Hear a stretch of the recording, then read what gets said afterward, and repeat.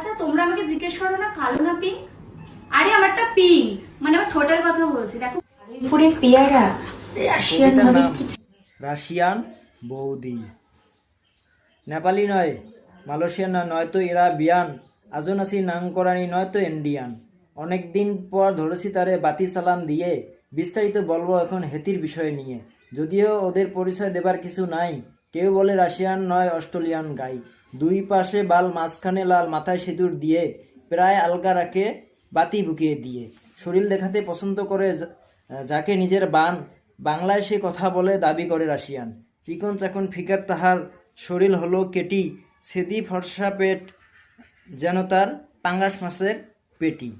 পা থেকে তার মাথা উর্দু হট নেচেছে ভরা, সবসময় কিলবিল করে ঠোঁট দুইটা যে তার করা।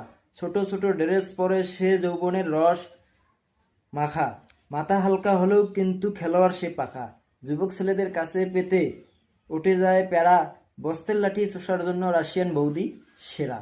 যতই বলি তবুও যেন বলা হয় না কম, অলস কথা শোনা বৌদি গায়ের বড় দম।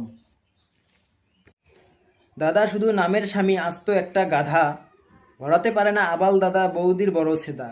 এই কারণে নোংরামি করে অনলাইনে ঘোরে, রূপ যৌবন বের করিয়া ভিডিও করে ছাড়ে।